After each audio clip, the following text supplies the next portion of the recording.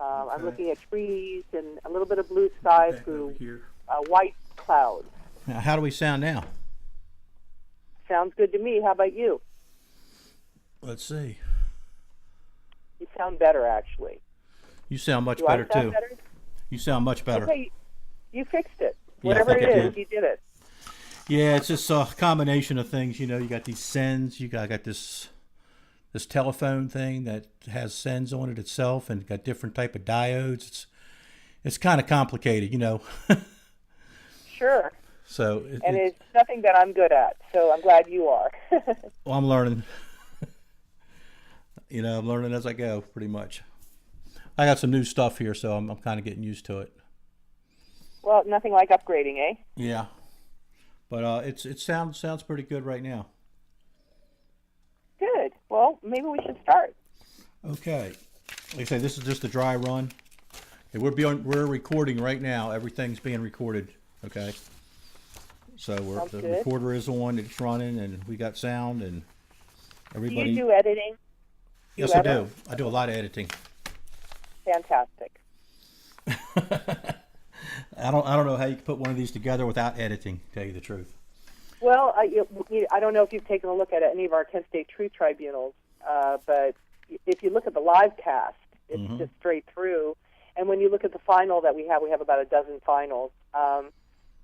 There's not much editing. Really? I mean, and there's no breaks. You know, we just went straight through, and it's tough material, you know, but it worked out really great. Yeah. Okay, so we're going to talk today about KState in 1970. It was May the 4th, is that right? Yes, on May 4th, 1970, at around noon on the Kent State University campus, I think it was like 12:22, the National Guard opened fire with live ammunition on unarmed students. Most of the students were over a football field away that were shot at by the Ohio National Guard. And the students were unarmed. Okay, I mean... They were protesting the Vietnam War at that time. Okay, this is what many people know, that there was a shooting and 4 people were killed, 2 of them females, and that, what was it, 12, 20 injured? No, 9 were injured. 9 were injured. And right. We can take a look at it. We can take a look at it from a number of different ways, but what happened at Kent State that hasn't really ever been looked at from this perspective is there was attempted murder on 9 protesters, students at Kent State University, and there was murder of 4, 2 men and 2 women. The 9 wounded were all men. Okay. Like I say, many people in the country that were alive back then remember that vividly, in the Kent State shooting. And what you just told us is what most people know. There was a student anti-war demonstration. The National Guard opened fire. People were killed and injured. Can we talk about the events leading up to this, the days before? Certainly. On April 30th, President Nixon announced the Cambodian invasion of the Vietnam War. And this was after he ran for office on his secret plan to end the war. This was his secret plan to end the war, but he was actually igniting it so much more, and really, he really bombed, Vietnam and Cambodia and Laos tremendously, while he was not letting the American public know. But he did let them know on April 30th. And it appears now, many years later, that there were a lot of other things going on at the same time. There was a wildcat strike in Ohio, very close to Kent.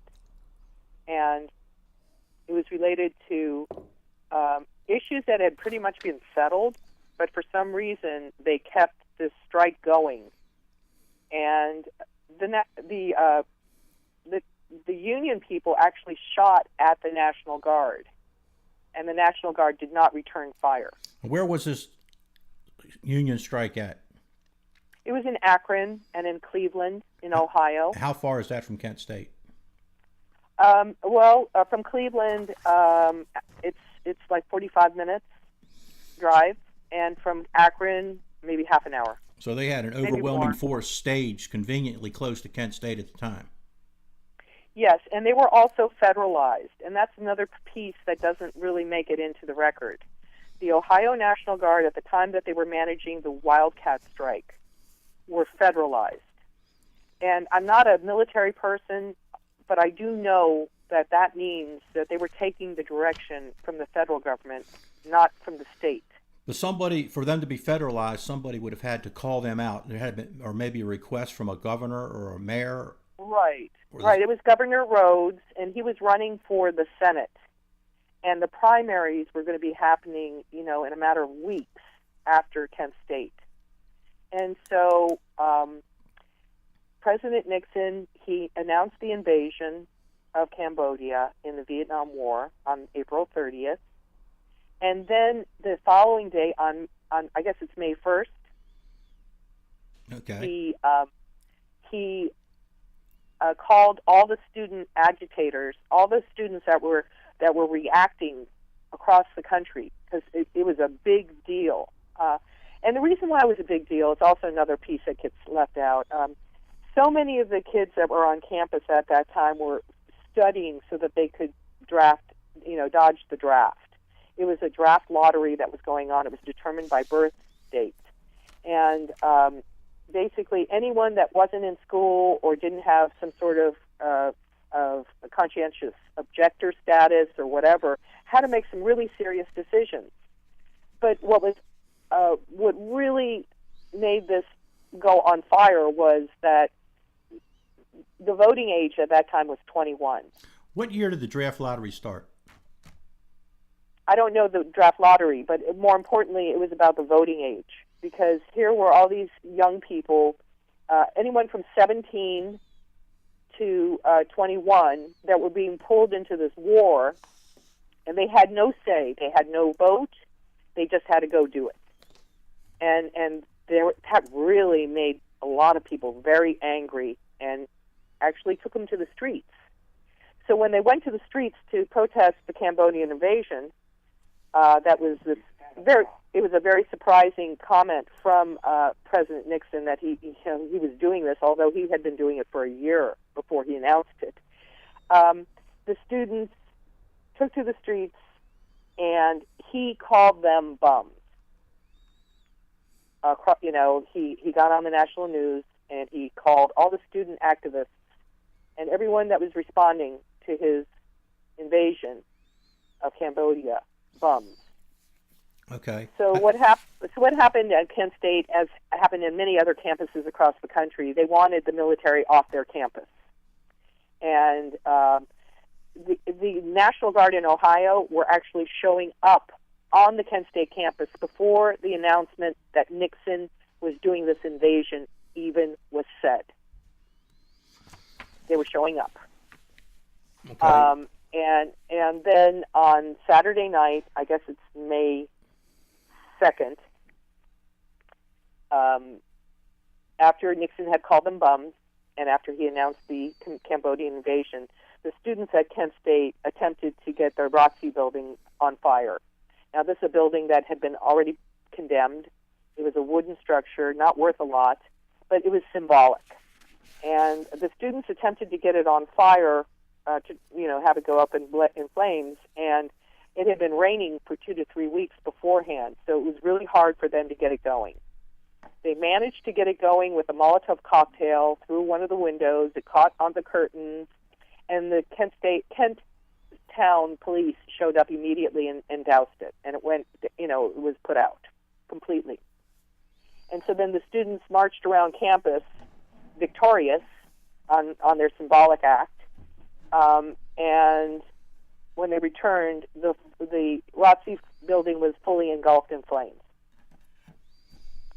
Okay. We have evidence now that shows that undercover agents went in, were paid to go in, and start the fire and get it done. The National Guard were guarding the fire. There is photographic evidence showing their bayonets against the flames before the ROTC building, guarding it as it was burning down. They needed the symbol. the next day, Governor Rhodes stands before the charred ruins of the Rossi Building at Kent State University, and he condemns the protesters and calls them worse than the brown shirts, and goes on and grandstands about it, and says that they will be returning, basically he threatened the students. And, this was televised as well. So that was Sunday that Governor Rhodes did that. And on Monday morning, the Kent State campus opened. Around noontime, there were anywhere from 1,200 to 2,000 troops on campus. The campus remained open, and the massacre occurred. Okay, that's it in a nutshell. Yep. Okay, I just learned that the first lottery, the draft lottery, was 1969, December 1st, 1969. So really, yeah. How interesting. And they had one the following year, of course, and years after that. But the first one was 1969, which was a full 7 months before Kent State. So with Nixon escalating the war in Cambodia, even students with who had deferments would be subject to that draft. Oh, I not know that either. Yeah. The draft lottery. It was more based on birth date than your excuse. Actually, it was 2 lotteries. I was in the second one, so I was very familiar with it. 1970. And when they did it, they had 2 different lotteries. They drew birth dates first, right? And then they drew alphabetical letters. So if you was born on, if you was picked number 1 and your name began with a C, and they picked C as number 1, right? Then you'd be the first one, the first group going. So it was actually 2 different lotteries the way they did it. There was a lottery first for the birth dates, and then letters of the alphabet.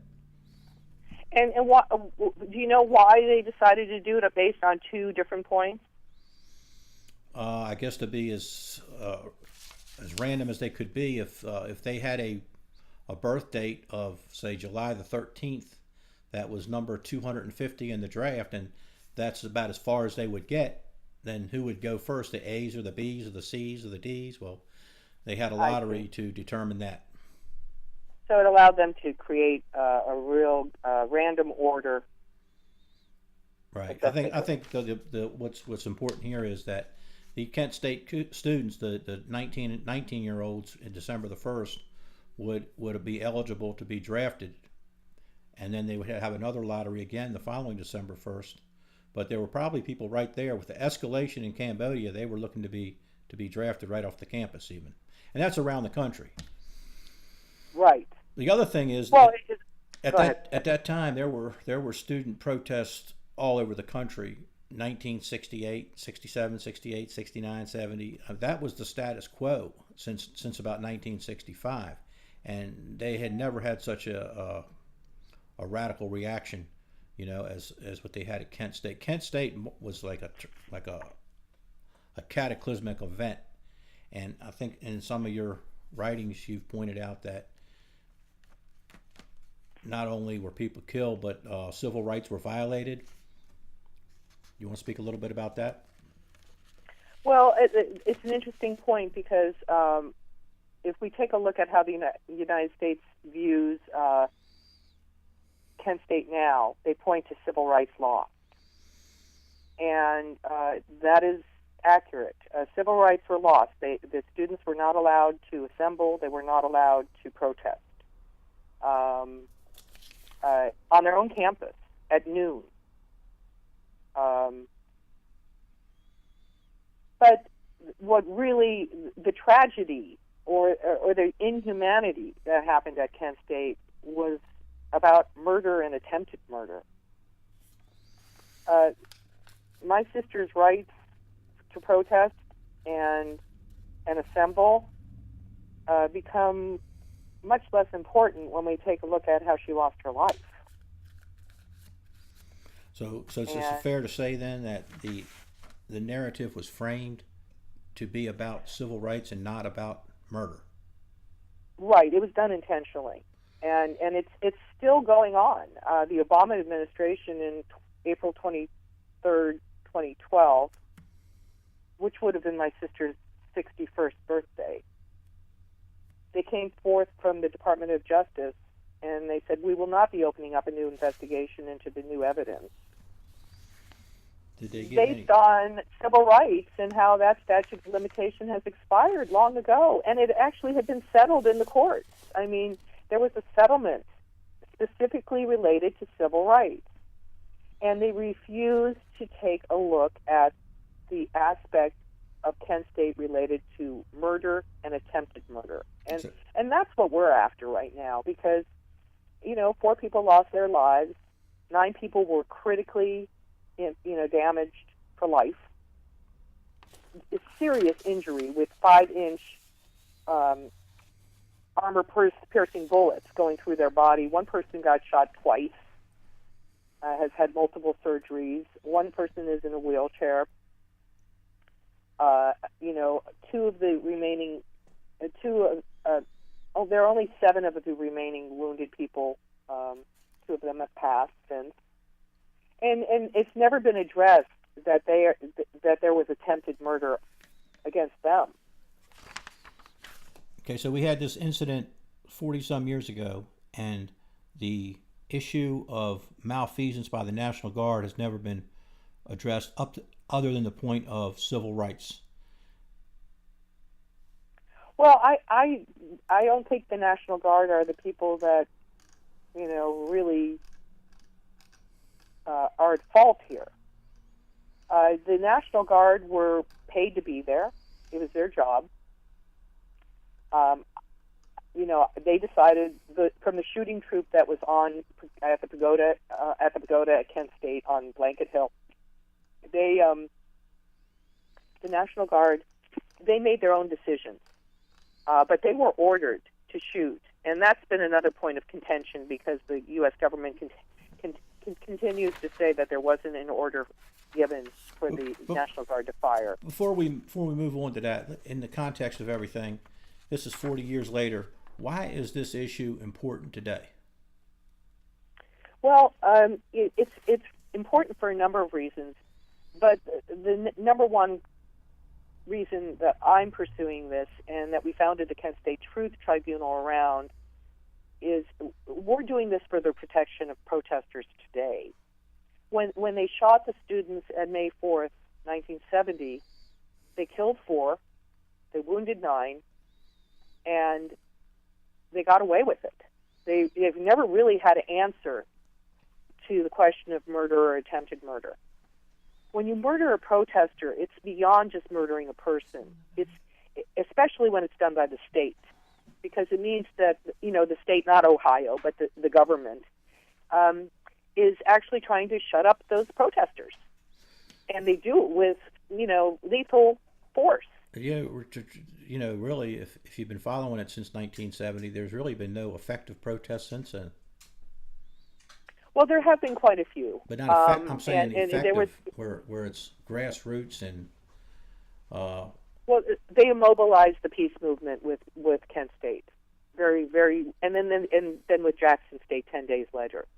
But the thing that we've uncovered in this is the FBI cover-up of the whole thing, and the FBI was very involved in the burning of the ROTC building, in having the KState sniper Terry Norman shoot off his weapon 70 seconds, his pistol, on the other side of the hill in another part of the campus to create the sound of sniper fire so that the National Guard could then be given an order to shoot at the students because they had an alibi. Tell us about Terry Norman. Well, before we go there, I think I want to finish up this thought about the FBI's involvement, because that's what really gets us going here. The FBI utilized a sniper to create. He created the sound of sniper fire with 4 pistol shots just 70 seconds before the order to fire. And we know this because in 2010, Stuart Allen, world-leading forensic expert, he analyzed for the first time by digital analysis the KState Struby tape. Now, the Struby tape was done by a student on his window ledge in the dormitory just by where the shooting happened. And Terry Struby picked it all up, and it was done with one of those personal computers that we all had back in those days, where you had to push the two buttons and the little cassette tape. Right. And he really picked up a lot, but it was very muddy and hard to get the sounds out when it was in analog technology, analog format. In 2010, Stuart Allen analyzed this. He's a world-leading evidence expert. He matched the sounds of the pistol shot. He matched the pistol handoff from Terry Norman to the guard moments after he shot them. There's a lot of evidence that shows the FBI was very, very involved in the prelude, the actual execution of the KState project, or whatever you're going to call it. And then in the aftermath, they wrote up all the reports. So we hear about KState really through FBI, through the FBI's unhistory of KState. Okay. And the use of snipers. Coincidentally, 10 days later at Jackson State, they used snipers again, the excuse of snipers. And no one ever asks the FBI, what do you mean by these snipers? What proof do you have of the snipers? Yeah, I mean, how is this? We're not allowed to ask, especially in the J. Edgar Hoover years, because if you asked, then you were then hunted down. Right. So, but, in all the protests leading up to KState, snipers, the students weren't shooting people. No, but the sniper story always showed up, didn't it? Yeah, so the snipers started to show up, and it gave them a raison d'etre to escalate the use of force. Well, they were actually doing the snipering. Right, that's what I'm saying. They were creating the scenarios of that. And they did it at Jackson State, too. The National Guard and the Highway Patrol in Jackson State on the evening of May 13th, 14th, 2 students were murdered that were protesting against this Cambodian invasion on the Jackson State campus in Mississippi.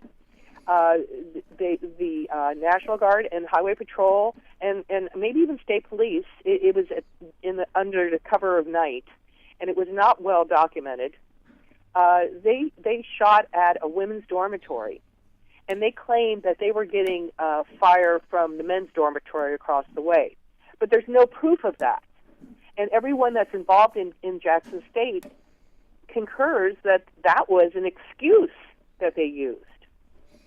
So if you bear with me a little bit, KState had a sniper, Jackson State had a sniper, and now if we fast forward to December 21st, 2012, with the release of Freedom of Information papers from the FBI on Occupy, they referred to Occupy protesters as domestic terrorists, and on page 61 in the 100 pages that the redacted 100 pages that they supplied to FOIA activists, for Freedom of Information Act activists, they found commentary about using suppressed sniper rifles against Occupy leadership in the same paragraph.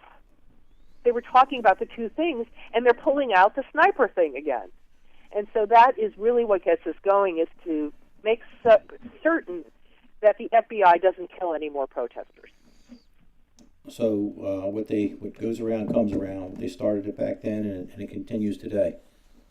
It could continue. And that reminds us that the J. Edgar Hoover, he's still running the show. He died at his desk in, I guess it was 1972 or 3, but he still, his antics and he was not a very stable man, and his antics pervade still.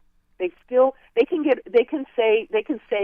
can release these papers where they're talking about suppressed sniper rifles against Occupy leadership, and no one is asking a question about it. So we're saying it's not so much the National Guard that's responsible, but the National Guard could have been manipulated by at least the FBI. Well, FBI also includes COINTELPRO, counterintelligence programs. Okay. And counterintelligence programs kind of pull pulls in people from Army intelligence. I really don't know how it works, but from what I understand, Kent State there was a lot of infighting between the military people as well, and the covert intelligence people. And I've actually had, an expert say to me that Kent State was a cluster F, if you know what I'm saying. Right, I know exactly what you're saying. And that really is the truth about what happened. Was it a legitimate protest that was going on the Kent State campus at the time? Well, it had been. See, that's another little thing. The rally had been called on Friday after the news of the Cambodian invasion, and it was being called for Monday at noon. The mimeograph sheets that go up to tell people about the rallies that are being held, it used to be Mimeo back in those days, if you recall. The posting of the rally announcements were not really up. Kent State is a commuter college, and not a real activist place either. It was very shocking to have it happen there, to tell you the truth, what happened, because it wasn't a hotbed of, whatever they were saying it was. And so one of the people that was one of the top organizers, she said she had gotten a call from what she now knows to be an informer and an instigator, and he had called her late at night on Sunday night saying that they got to get the papers up, we got to get the posts up so that people will show up. And so, basically this instigator was making sure that the guard would have someone to shoot at. Oh, I see. Okay. But I was going to make the point that if it's a protest and we have First Amendment rights, is there such a thing as an illegitimate protest? Well, the National Guard actually drove around in a Jeep moments after the rally began at noon with a megaphone, and they read the Riot Act, making the riot illegal. Yeah. Let me. I got a little agenda here of my own. When you have a protest, the idea is to be disruptive, and if you have students on a campus, that's where they're supposed to be. The idea that if that's where they choose to protest, where they had for the last so many years, this is like a common ground. If we have First Amendment rights, we've got to have some grounds, some property we protest at. So that's the idea. The whole thrust of having a protest is to be disruptive and inconvenient to other people, to draw some emphasis on what you're protesting about. So I would say at least until 1970, every protest was legitimate. They had a way of delegitimizing the protest after Kent State. Yeah, and they also had a psychological effect on every protester, too, because if you realize, what happened at Kent State, then you had to understand that, you were taking your life in your hands when you went out to protest. I grew up in D.C., so I saw a lot of protests and dealt with the disruption. And I can tell you that, there was a lot of anti-war rallies in D.C. on the mall, and they were in the news all the time. And none of these were regulated.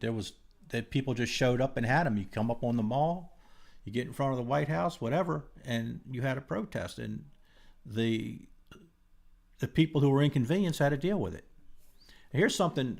Kent State changed things. Well, hold on a second. Let's go back to this, because it's very important what you just talked about. While this was going on, Nixon in his White House was attempting to deal with it, and they created something called the Hudson Plan. And the Hudson Plan, Hudson, Hudson. The Hudson Plan is the playbook of COINTELPRO, and they refer to the New Left. It was written at the time of Kent State, and basically it talks about how all these groups, they're all connected, and they're very powerful, and it really doesn't give any credence to what you said just now, where people just showed up. No, no, no. In the New Left that the Hudson Plan was talking about, it was all about communism and, Bolsheviks and how they were going to be taking over the country and doing it by all illegal means and bombing and all this other stuff. They were everything but American citizens exercising their First Amendment rights. They criminalized it. Exactly. And they also took a step further at KState, where they threatened the life of any protester. And it's my premise that they gave post-traumatic stress to anyone that cared about protest or what happened at KState. Fair statement. That's generations of people that have had to live with severe loss and also fear for themselves that they will not be safe in America. The farmers came to D.C. in the I'd say 74, 75 or so, somewhere in there. And they got their tractors and they drove all around D.C. and they stopped traffic. And they just showed up and did it. And that was a legitimate First Amendment protest. Nobody got shot or anything. And the farmers had their day. They were protesting the big business taking over their farms. Didn't help much. It still came to pass. But they did have their protests, and they did tie up traffic, and they really shut D.C. down with these tractors. That's shortly after.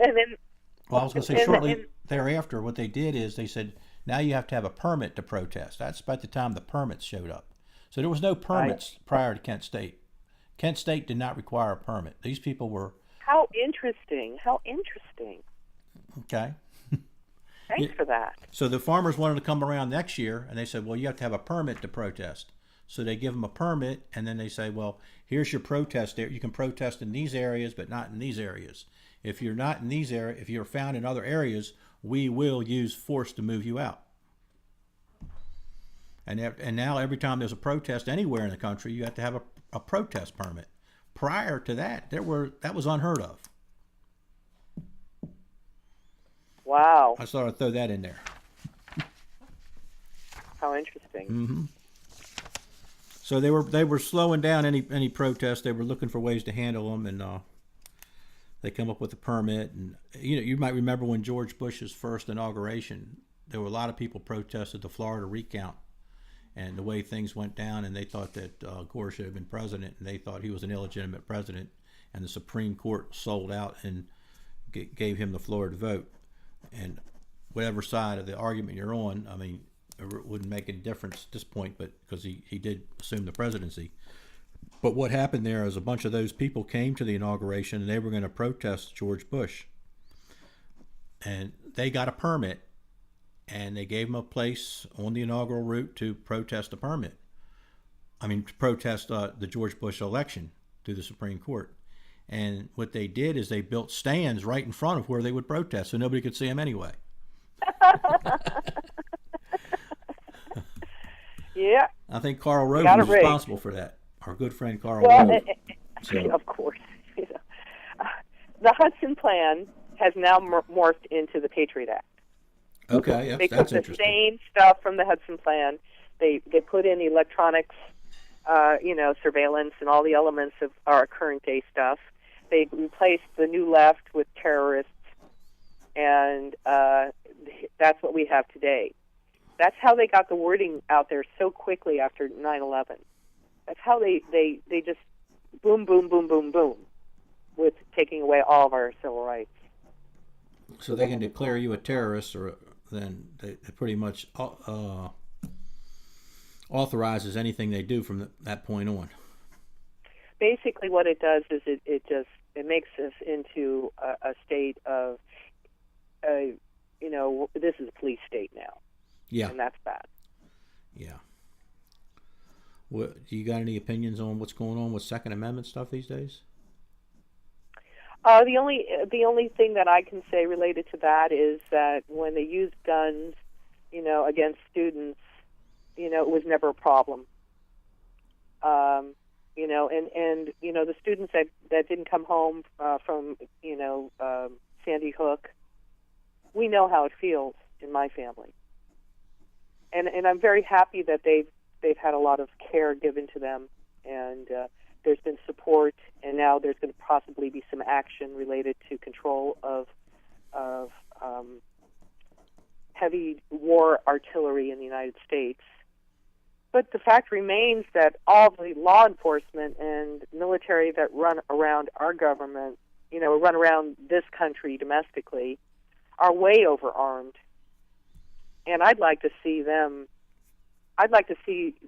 stuff that's war-grade material taken out of their hands and destroyed. Okay. All right. What else can we cover Fat here? chance on that one, right? Huh?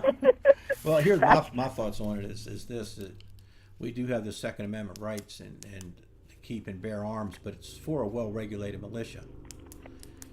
But if people are using that Second Amendment to justify buying, assault rifles and things like that, you're not going to go down Walmart and buy something you can make an army out of, So,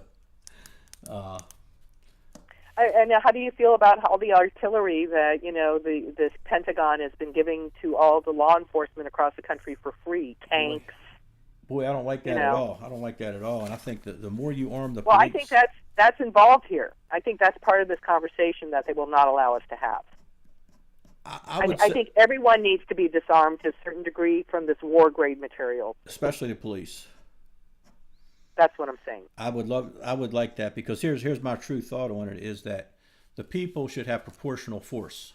So if the police have tanks and cannons and this and that, then if the people ever needed to rise up to protest the government, then they would need proportional force to rise up. So the more heavily you arm the police, it sets a higher standard for the people to be armed. And that makes it a very complicated issue, because they're having all these gun trade things going on, and they were happy campers, getting all these, and they're melting them down. They're doing good things with them. But, the point is they're disarming us and they're arming themselves, and it is an us and them. And very few people are taking a look at that. Yeah. I mean, hunting rifles is one thing, but, all this, like you say, the assault rifles, the AR-15s and all that, it's getting... Well, I mean, it's not just that. I mean, here we had what happened at UC Davis last year, where the students were protesting, and they got sprayed in the face with war-grade agent, no, it wasn't Agent Orange, it was tear gas. Right, I saw that. That officer that goes by casually spraying them with war-grade material in their eyes, and they were just sitting there on their campus. They were sitting with hands joined, and this guy comes by and does that. Everyone gets arrested. No one loses their job. The chancellor who called them out and overreacted, she's still doing fine. The findings that they had from the investigation is we should learn to do better. Yeah, Isn't that great? We should learn to do better. Yeah. That's going to make a real big effect. That was upsetting to watch that. I saw that. And to think that they can get away with that, or even the attitude. But it's war-grade materials is the point. Yeah. They have, security guards on a campus have access to this stuff. And they're willing to use it, and then the establishment backs them up. Yeah. The guy got his hand slapped. That's it. He needed to lose his job, and so did the chancellor for calling them in and doing that. It was excessive force. Where is it? When does it ever get addressed that there is the importance of proportional force? Good question. I certainly don't have the answers, but I know that the world we live in, the balance of power has really changed against the people. Just to put it, simply. And they're getting ready to kill Occupy protesters again, and so that's why one of my more important pieces that I put my effort into is no more KState. This can't happen to any other family. What happened to us was horrible. The government has been tracking us down ever since. Yeah. If the government kills a member of your family, you are it until you die, because you're supposed to keep the secret.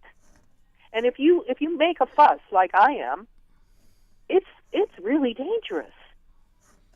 Okay, you said there was some new evidence too. You talked about it earlier a little bit, but can you elaborate on that a little bit? about the? Well, certainly. Basically, let me just talk a little bit about the Kent State Truth Tribunal because it's integrated. Okay. In January 1, 2010, I began organizing a core group to run the Kent State Truth Tribunal. Our mission is very clear. We're looking for truth about Kent State. And we decided to interview original participants and witnesses and those meaningfully involved in the prelude, the Kent State Massacre, and the aftermath. And what happened is I put out the call for core members, core team people, and immediately Emily Kunstler, a very talented young filmmaker, came forward. I think and she's the daughter on of Facebook of all. She's the daughter of the attorney William Kunstler. Yes, she contacted me on Facebook in response to my post calling in core group people, and I quickly said, well, why don't you give me a call? And she did immediately, and we talked, and I said, so who are you? And she said, oh, I'm William Kunstler's daughter, and I'm a filmmaker. And I go, oh, I said, would you like to become co-founder of the Kent State Truth Tribunal? And she has become that. We got to work very quickly, and Emily organized a team of to film participants at the 40th anniversary of the Kent State Massacre in Kent. And we rented out some space. We had 2 floors. We had one floor where it was a very healing place. My cousin Jennifer Schwartz Wright, she greeted people. She was 10 months old when Allison was killed. And we basically asked people to fill out forms to verify that they were there at Kent State and that they had something meaningful to contribute, and that basically they would allow us to have the rights to that. And so we had a recording studio upstairs where we were filming from 10 to 6 each day for 4 days, May 1, 2, 3, 4, 2010. And we gathered around 68 testimonials, ranging anywhere from 20 minutes to an hour and a half. Phenomenal footage, Kent State Truth, jewels of truth. We packed our bags, and I came back to California where I live. And as I was arriving home, news of the analysis, the first analysis of the Kent State Strube tape came across. And my mother called me and said that the news people had called her, and she had given them a quote, which I was really thankful for because I was exhausted at that moment. Okay. Couldn't even put a sentence together. Can we say who Strube is, what the Strube tapes were? Well, the Strube tape, I already explained, Yeah. basically has to do with a student, Terry Strube. He was at his window ledge. He recorded the whole melee and, a full half hour of cassette recording before, during, and after. And he captured the Kent State Massacre. Did he deliberately record it? Yes. It was from his dormitory ledge window. He put a microphone on the window ledge, and it was one of those recorders, those personal recorders where you have to push the 2 buttons. Right. And it's Why would he think to record something like that? Because it was a protest, and there were there were up to 2,000 military occupying the campus, and he probably had a sense that something was going to happen, and he wanted to document it. Okay, so. And he did. And the tape became a central piece of the legal proceedings. My father made sure that the tape was evidenced. But the problem was it was audio technology. It was analog audio technology, and they could not separate the sounds. So it was really muddy. It was impossible to tell what was being said. There were just too many sounds. And one group did try to analyze it in 1974, but even their technology really could not pull anything out. And they were also working a lot with the FBI at that time. So, I don't know how accurate their analysis was. So when I arrived home from the Kent State first tribunal that we held in 2010, I learned from my mom that Stuart Allen had analyzed the Kent State Strube tape. and it had been done with using KGB technology to speed it up, to suppress, to enhance, to slow down. It's this really phenomenal technology that the KBG uses, but the FBI refuses to use it because it was made in Russia. And so he uses it. He's an independent, world-class forensic evidence expert. And very quickly into his analysis, he focused very on the moments before the shooting of the 67 shots in 13 seconds at Kent State from the Ohio National Guard. And he heard the long-denied command to fire at Kent State. And he verified it. Now, when Stuart Allen verifies something, he's an expert. That means he is willing to go on the stand in a trial and say what he found. It's really different from you or me hearing it. I can say I hear it, doesn't matter. You can say you hear it, it doesn't matter. But what Stuart Allen says is credible, it's professional, and it's expert. He's recognized as an expert witness. He is. And he's done it many times. He has a 40-year career in this. Okay, I understand. He's a certified expert witness. Somebody. He's a forensic evidence expert. Right. He's one of the best in the world. Okay. And no one will allow his evidence to be entered into any meaningful dialogue related to Kent State. Okay. All right. I think we got enough for right now. Sure. All right. And I want you to do me one favor right now also. It has nothing to do with what we're talking about. I want you to see if you can hear what I'm playing right now, just to see if this is working right.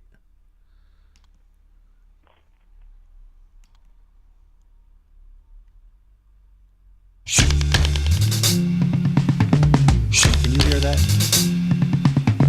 Yes, it's the Beatles. Revolution. Okay. Come together. Come together. Right. Okay. All right. It's real tinny. Real tinny? Oh, I can fix that. Yeah. I just wanted to make sure it was getting through. It's tinny, and it also has some static on it. Yeah, I can adjust that. It's over. It's over blaring. Right. If that's such a thing. I don't know. I know it's wrong already, but yeah, it's something new that I've been working on. I just want to see if you could hear it. All right. Is there going to be a soundtrack going on behind me? Well, maybe in the main one we might do something like that. Yeah, we'll have probably a few sounds. How cool is that? Show me your magic, mister. Mm-hmm. We could also track it later on. We could add sound like that later too, background sound. So. How do you think it went? I think this went very well, very well. I'm glad to hear that. I want to perform well for you. Let me know what I can do to improve. We got a lot of points, and we'll just try to put them together more concisely and cohesively next time around. And we're going to talk about the Larry Allen thing and the FBI cover-up and all that. We'll just move from one point to the next. Was it clear? Yeah. Well, I don't know. I'll have to replay it to see how clear it was. No. I mean, in terms of knowledgeable. Yeah. I think so. Because you're hearing it for the first time, which is really great. Yeah.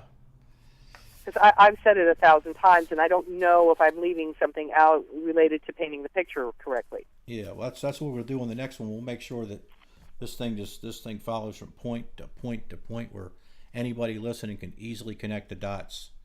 Okay, and right now we got a lot of good dots. I'm glad to hear that. I want to do good for you because you're going to do good for me. Well, it's all about you, believe me. But you're the one that's running this, not me. I'll do the and best I'm really I can. happy that you're taking the time to do this. I want to thank you for taking the time for putting your expertise toward this. It's not a simple matter in my world. I thank you very much. Oh, you're quite welcome, and I got to go up to D.C. for a week, so you'll probably be hearing from me sometime next week. Fantastic. Safe travels. Are you going to go home and visit family? I got a funeral to go to. Oh, I'm so sorry. One of them Nixon administration people. Believe it or not. Oh, you were mentioning that. Yeah. You mentioned that a little bit, and you were going to ask them something for me, right? Oh, if I have a chance. That's probably Paul telling you that. No, it was Gordon Liddy that you were saying. Yeah, right? I might run into him, yeah. That's a Well, he'll never possibility. tell you anything truthful. No, You don't have to worry I about wouldn't that. expect him to say anything anyway. So. He's a liar. Pants on fire. Right. I want to thank you. You go, and thank you very much. Have a wonderful, safe journey. And if you could, are you going to be back in Wheaton? No, I won't be in Wheaton. I'll be in Gainesville, Virginia. Okay. Okay. Well, in Wheaton, there's actually a memorial to Allison at John F. Kennedy High. Oh, okay. Maybe I'll get by there and see that. It's a little bench that they put in for her. Okay. If you get a chance, if you go back to the old stomping ground, it's somewhere there, and I've heard about it. I even have one picture of it. I thought it was just real sweet. I just learned about it about 6 months ago. Okay. Take it easy. All right. Thank you. Let me know when you come back, all right? I sure will. All best. Safe journey. All right. Bye-bye.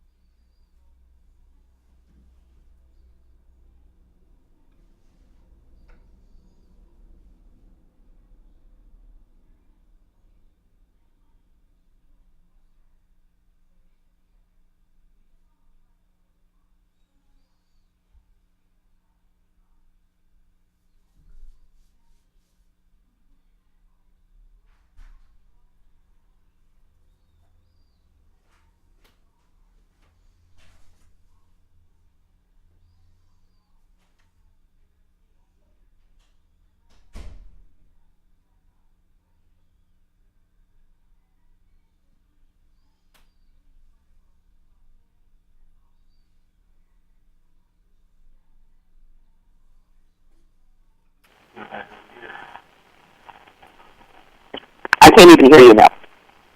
How do I sound now? Can you It's hear me? really clear, and it doesn't have any of the tinny tunnely thing, but I can barely hear you. I think you have to get closer to the mic. Well, I'm pretty close to it right now. That's much better. You can hear me good? It's still really a light voice, but I can deal with it. Okay, let me try one more thing.